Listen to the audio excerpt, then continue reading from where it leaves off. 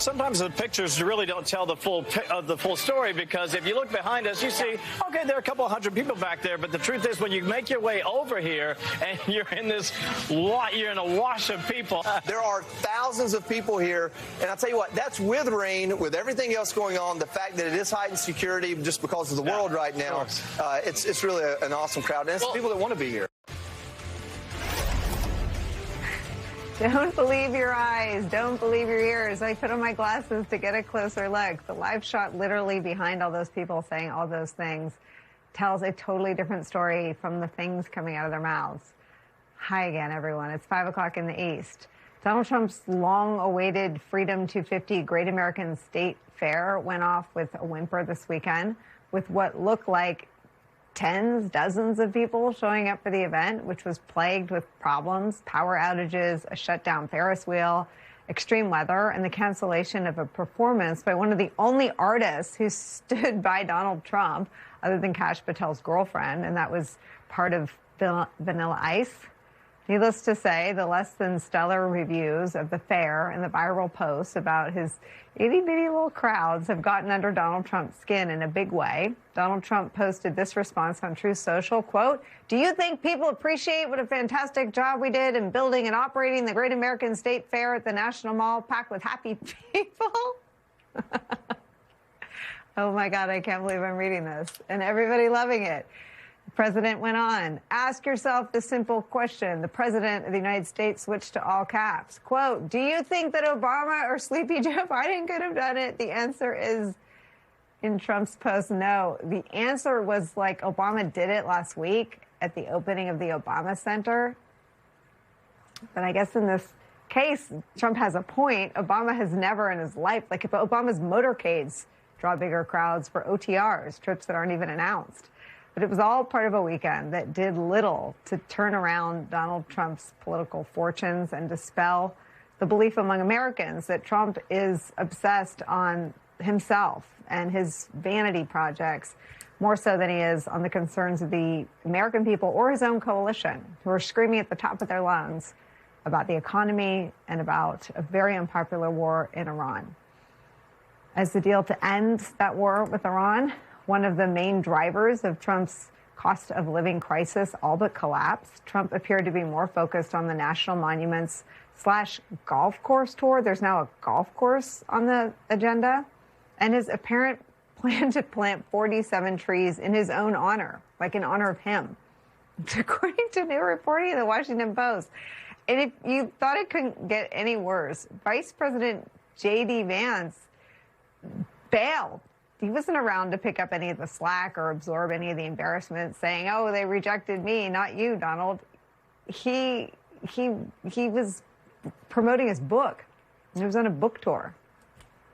This is all real. Donald Trump and his administration embarrassing themselves and our country by doubling and tripling down on self-aggrandizement as Americans can't afford to pay their bills and fill up their tanks with gas. It's where we start the hour with some of our most favorite reporters and friends. Scott MacFarlane's here. He's the chief Washington correspondent for Midas Touch. Also joining us, New York Times investigative reporter David Fahrenthold is back with us. And Puck News senior political columnist and national affairs analyst John Heilman is here. Heilman, I'll start with you for some framing on this. Like, it doesn't read as real. I read this and I like, is this AI? Is this really what they're doing? And I thought about the book that I know you and I have been through, the Regime Change Reporting, where one of the closest people to Donald Trump is this woman, Natalie Harp, who helps create this altered reality for Donald Trump. But what is the issue here, where like he actually thinks that it's his job to make up lies about the reflecting pool, put on at taxpayer expense sparsely attended celebrations that are so politically poisoned, no normal people want to be a part of them, and build things in his own honor when he couldn't even line a frickin' pond? You always give me the good questions, Nicole, where it involves like some combination of speculation, psychoanalysis, and a tiny little bit of political analysis. I think Natalie Harp that's perfect for you. is the I totally agree. This is why I come on the show, because it's like, right, that's my strike zone right there. It's a very small strike zone, but that's my strike zone. I keep thinking about the fact that, you made this point about how Obama did exactly, have brought out, U2 and Bruce Springsteen and all these people to play, Stevie Wonder to play in Chicago last week. And you can't really blame Trump for not knowing about that, right? I mean, you can't blame him. I don't think he knows about it. Don't you think that's the deal? It's like Natalie Harp is not. She turned off all the TVs. Don't unplug the cable.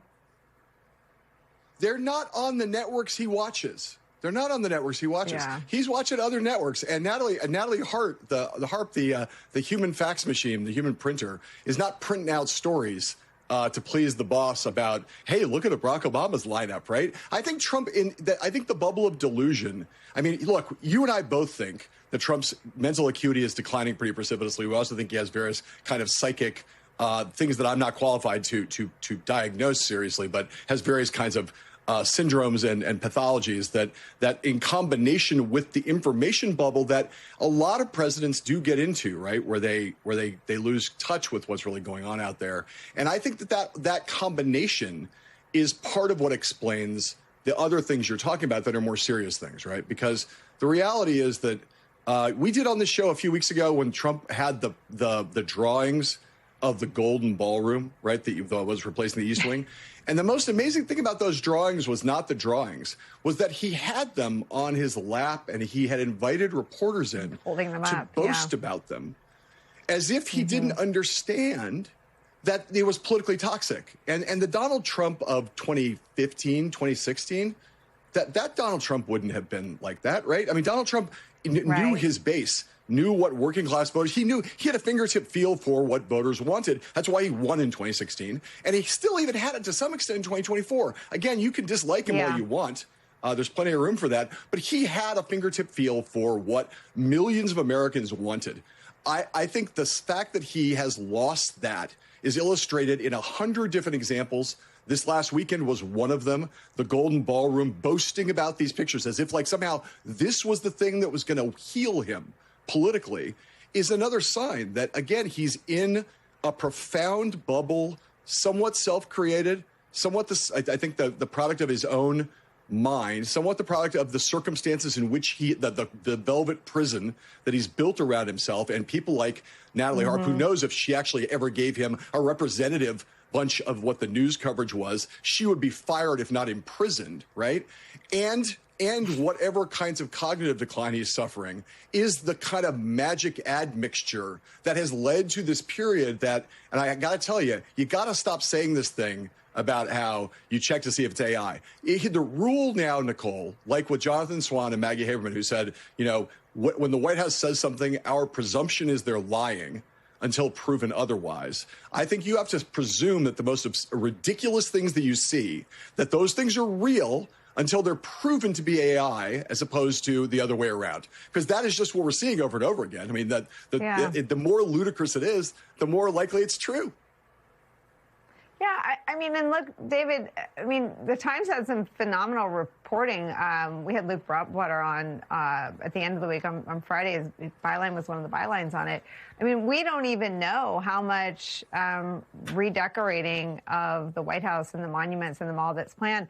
But I don't say it facetiously. Like, he could not adequately source a bid to effectively and successfully line the reflecting pool. And we think he's going to build an arch through which cars will drive. I mean, that's insane. That is absolute insanity. And I wonder if we are really so devoid of checks and balances on the public safety side that he's just going to bulldoze all of D.C.